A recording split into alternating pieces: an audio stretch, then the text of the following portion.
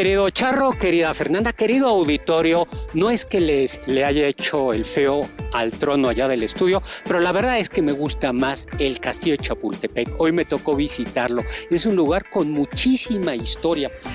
Yo no sé si ustedes lo sabían, pero este cerro, el Cerro del Chapulín, es un volcán extinto. Así como lo oyen, es un volcán extinto. Y hay un pasado mesoamericano aquí.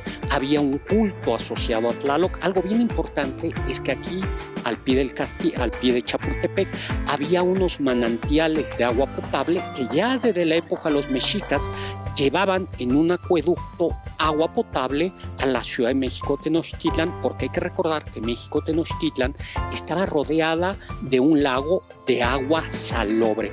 Había aquí un fabuloso manantial que ya incluso en el virreinato comenzó a tener problemas y tuvo que ser reforzado por el agua que traían de mejor calidad de Santa Fe.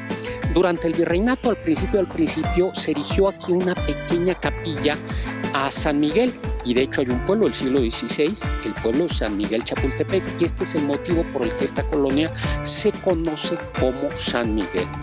Algo que poca gente sabe es que durante el virreinato alguien decidió que aquí estaba, o se le ocurrió mejor dicho, escondido el tesoro de Moctezuma, y estuvieron a punto de arrasar con Chapultepec escarbando debajo de todos los árboles.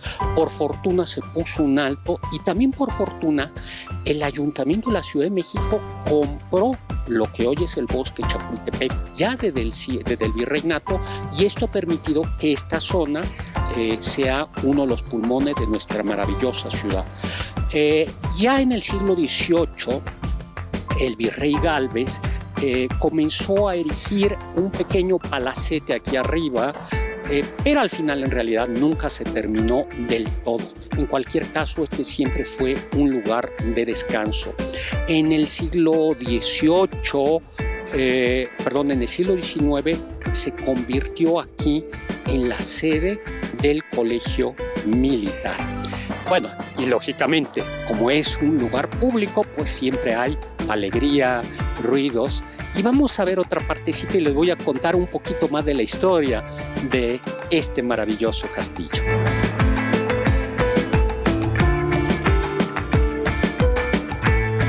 Les comentaba, en el siglo XIX esto se convirtió en la sede del Colegio Militar. Al inicio no eran muchos los cadetes, serían unos 50. Recordemos esa fecha célebre, 13 de septiembre de 1847. Fernanda y yo estábamos ahí en la Ciudad de México viendo cómo los estadounidenses se estaban acercando aquí. Hubo una batalla, la batalla llamada de los Niños Héroes, que en realidad no fue decisiva porque los estadounidenses ya habían ganado la guerra, controlaban los puertos principales del país, habían ocupado Nuevo México, California, Chihuahua, estaba prácticamente todo el centro y el norte del país controlados. Solo les faltaba dar el jaque mate y tomar la capital. Pero les decía, después de esto, aquí Maximiliano de Habsburgo pasa, a este lugar le gusta mucho, le disgustaba el centro de la ciudad, el Palacio Nacional, lo encontraba frío y le gustó este lugar, hizo el Alcázar, que ganándole un poco de espacio al monte, construyendo un terraplén con unos jardines espléndidos.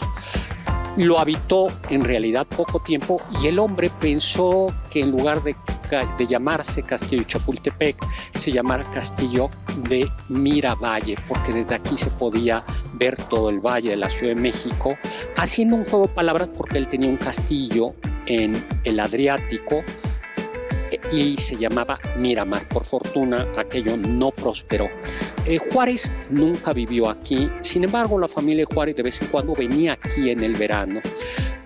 Los presidentes Lerdo de Tejada, el Manco González y por supuesto Porfirio Díaz vivían un tiempo del año aquí, especialmente en la época de lluvias. Y alguna vez les he contado cómo en la época de lluvias la Ciudad de México se inundaba eso pasa por supuesto solo en el siglo XIX, y entonces lo que hacía la gente elegante, así como Fernanda y yo, es que se iba o nos íbamos a vivir a San Ángel, a las partes altas de Chapultepec, a las partes altas de Tacubaya, donde ya no había tantas inundaciones.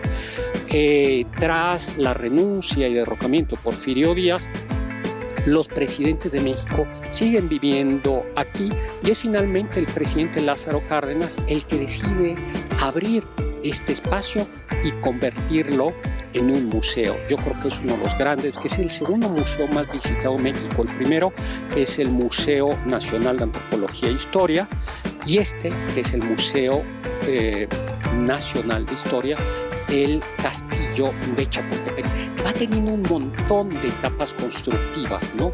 Hay una etapa virreinal, hay etapas del siglo XX, así como lo oyen, hay detrás de mí, en la terraza, hay un monumento a los niños héroes que del siglo XX, y todavía tiene algunas intervenciones ya del siglo XXI, ya muy puntuales. La colección es extraordinaria.